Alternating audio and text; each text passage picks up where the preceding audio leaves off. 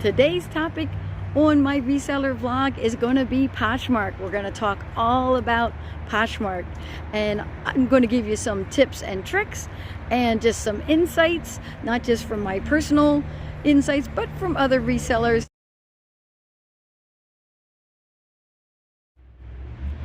Hi, this is Dena with Left Lane Finds. I hope you can hear me over the sound of the traffic over there. I am walking around in a different neighborhood today. Oh my goodness, now there's like emergency medic sirens going off. Maybe I picked the wrong time, but I'm just gonna, whoop, there they go. Okay, so anyways, this is Dena with Left Lane Finds. Welcome back to my channel. I am a part-time reseller, and this is my reselling vlog where I pick different topics all related to selling online. I sell on eBay, Etsy, and Poshmark, and so I stick to those in terms of reselling strategies on those various platforms. And today's topic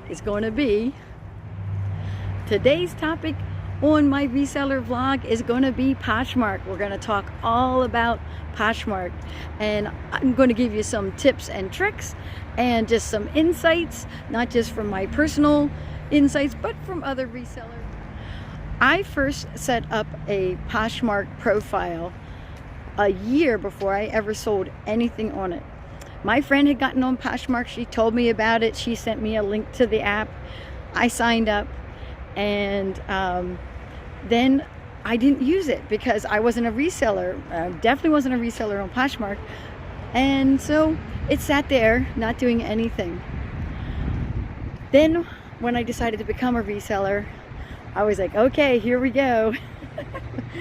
And it's easy, just like any other platform. It's all on your phone. It's an app. You download the app. When you're signing up for it, it just walks you through the steps. I can't walk you through the steps now because that was years ago. That app has gone through many iterations since then. If you absolutely want to see like a step-by-step for how to sign up for Poshmark or anything like that, I am sure there is YouTubes out there on that. So I'm not going to be doing that. I never do those type of real like heavy-duty technical exactly how to, except for a few YouTubes. I did it for a few things, but even that. Oh, look at these these pink trees over here. Like I said, I'm in a different neighborhood today. So after I signed up, I wanted to post my first item, and Poshmark is well aware of somebody who is new to the platform and is listing their first item. They know you don't have any followers. Nobody's following you. So they push it out for you. And I posted, out of all the things I had to list, I picked my best item to list first. I thought, right out of the gate, let's just go with my best item. I posted that one first, and it sold that day. So the next day, I had to ship it out. I was scared. I was so scared. But I did it. It was a pair of shoes. I had a shoe box. I wrapped them up, put it in there, printed a label, taped a label on it, and out it went. Easy peasy. Then I realized if I'm going to be selling clothes and things like that, I need some of those poly mailers, which is good to have. And you can get just the plain old gray ones or the cheapest ones, but I suggest getting the pretty ones. Get the pretty ones with all the different like fancy, like I have ones with owls on them. I had ones with daisies on them. They have all different themes, and I go on eBay and get them. You can look for them on Amazon, I believe, too. You can just price shop around to get those, but I would suggest getting poly mailers to put your clothes, you know, belts, ties in, small items. Even when you sell stuff on eBay, you can use them. You can use these poly mailers for everything but fragile items. You can't put fragile items in there, but anything else, like all your soft type of items. And then what I started to do was I started to follow people. I was working full-time, and I worked full-time, part-time. I traded stocks. When I started reselling, that was just another thing I was doing. And so I started following people. You have to have followers on Facebook. So initially, it's a lot of work. You have to do it in between. If you're sitting, you know, in your car and you have a few minutes, follow a couple people. If you're at home and you're watching TV, follow a few more people. Follow. People will then follow you. Another thing you want to do is start sharing people's items out of their closets. You want to share your own items, but you want to share theirs too. They have what's called a Posh Ambassador status, and it tells you what all you have to do. You have to invite, and that person has to, you have to invite and have someone sign up for the platform, at least one person. You have to have so many items, I think, you know, I actually don't know the exact, I shouldn't even go into the exacts because I don't know them off the top of my head. I will have to put that up. I have to find that and put that up on here. So I won't go into the exacts, but anyways, it has all the criteria that you need to do. How many shares? I think you have to sell items and be in good standing and all that kind of thing. So anyways, that's one of the goals you want to kind of get to, is to get to the Poshmark Ambassador status. And now there's a Poshmark Ambassador status 2, level 2 now. And I've been working on that, but boy, that's hard to get to. I had all the criteria except for the sharing. I had stopped sharing. And so the reason I wanted to talk about all this stuff with Poshmark is I had gotten a comment from another YouTuber. Her name's Brianna, and she's with Primrose Collectibles. She has a great YouTube channel. Go check her out. She's a vintage reseller. And she was like, oh, Poshmark isn't, you know, I kind of set it and forget it. She goes, you have to be really active on it. And I was like, yep, you have to be active on it. So you want to follow people. You want to share people. The other thing you want to do so that people get to see your items, because let's say you only have 100 followers, right? So if you share your items, it's only going to go to 100 followers. Well, they have another function called parties. They have parties that are themed. So the theme might be specific designers. The theme might be just skirts and dresses, or it might be shoes. It might be men's stuff. It might be home goods. It might be electronics. It might be specific, like athletic wear. It might be like, oh, put up all your Nike and Under Armour, you know, that kind of thing. So they have different themed parties throughout the day, every day, and you just go in and share those items. Now, before, you used to have to search through your closet to find those items and then share them individually to the party. Now they have a tool. There's a little, up in the upper right hand corner, there's a little tool you can click on. It'll tell you what party is going on right now. You click on that, it automatically selects all the items in your closet that can participate in the party, and then you select, even out of there, you can still select what you want to go into the party. You select the items you want and then click the button and off they go. And they get shared to a giant party where there's hundreds of thousands of people. So even if you're a small posher, you can be part of the much bigger parties. And I did that on a regular because my breaks used to line up with these parties, because they would have them at like noontime, 4 o'clock, 7 o'clock. You know, it just kind of worked out. I think they added a 4th time frame, but it tells you in your notifications when the parties are, what the themes of the parties are. So let's say you have kids clothes and you're a kids clothing seller on Posh. They have ones for that, and then you can kind of like keep track of, oh, there's going to be a party today, make sure I participate in that party. So that's how I was selling my items, is following people were following me, sharing items to the parties. But I would also, if I missed a party, because let's say I had a meeting and couldn't, you know, take my break when I normally did, and I missed the party, I forgot about it, I would just make my own parties. So sometimes in the morning when I would get up, I'd be like, oh, I'm going to share all my shoes today. I'm going to have my own shoe party, and I would share out just my shoes, and then I would go to work. So it works that way too, but you have to be active on Posh. Now, once you have done all the criteria that make up for the Posh ambassador status, they start pushing followers to you. So you can take a breather and go, oh, at least I don't have to do that anymore. Because it is time consuming. It keeps you on the platform. I think that's the whole purpose of it, is that you are focused on that platform. You're focused on your selling, whether you're selling your own items out of your closet or reselling. It keeps you focused. For people that kind of whine or cry about, how much time it takes, there's a reason for that. One, you get immersed into the Poshmark, like say, culture. You learn the app. You learn like the rhythm of the app. You get to know all kinds of things that they have in there besides just you don't just list it and then that's it.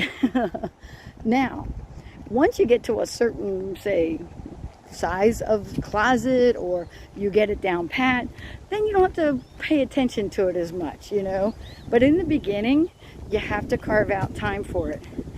Now, if you can't carve out the time, work on it when you can. I mean, it's just one of those things. You'd be like, I am really busy Monday through Wednesday. Well, then Thursday and Friday is my Poshmark days. That would work. That would work. There's nothing on this that says you have to do this 7 days a week. They're really not expecting people to do that. They know that people have kids that have all kinds of schedules. Then you have your own social life. You have, your family. You might have pets, pets that need, to be taken care of. None of these platforms expect you to live on these platforms. Even if you're, say, maybe hyper-focused on one platform at a time, you'll be thanking yourself later. Once you know it and get down pat, when they roll out new things, it's not as overwhelming than if you had never been on the platform and they rolled out new thing, and now you're lost. I think it's best to kind of take it slowly, focus on it, learn it, and then as things come along, you'll be like, oh, they're changing this, oh, they're upgrading that. You'll be a pro in no time. And in the meantime, you'll be selling your items. I just sold a baseball hat that somebody kept sending me lowball offers on. That's another thing. People can send you offers, and I kept getting lowball offers. It's the same hat. Everybody wants the Ferrari hat. I'll be showing it on my YouTube channel on the solds. That'll come up in my solds. But multiple people have given me lowball offers on this hat, and I was like, okay, I definitely want to sell it, but not for that. And I held out. Then I got more lowball offers, and I'm like, no, I still held out. And finally, the last person was like, okay, I'll give you a little bit more for it. And I said, you know what? That's still less than I wanted for it, but I will take that. And I said, I hit accept. And so I have a sold on Posh. Oh, that reminds me, I have to relist it off of, or take it off of eBay, because I do cross post. That's another nice feature, is if you take pictures on your phone and you posted an item to eBay, it's very easy. You just copy your description from eBay. You already have the pictures. You go pop right onto the Poshmark app. You hit like your listing. You just say, pull the pictures off my phone and paste that description in, and then you fill out a couple more things and you're done. And it is much easier to list on Posh than it is on the other platforms. A lot less detail, and it's just, I just find it a much easier platform. Some people, they only sell on Poshmark. They're Poshmark kings and queens. I would say you don't have to have a specific niche on there, but I do know that sometimes people have multiple Poshmark stores, or shops, I guess. They might have a vintage clothing one and a regular, like, clothing one. Now you can sell other things on there now, like house goods and electronics and all that. Right now I only have one, and I'm selling everything on that, whether it's vintage or not. I sell it all in together because I don't have that many items that would be even close to being considered vintage. And so I just thought I'd, let you know that you can have multiple shops if you want to niche down, or if you want to say separate out your men's clothes from your women's. I just put it all together. I have women's, kids, men's, I have accessories.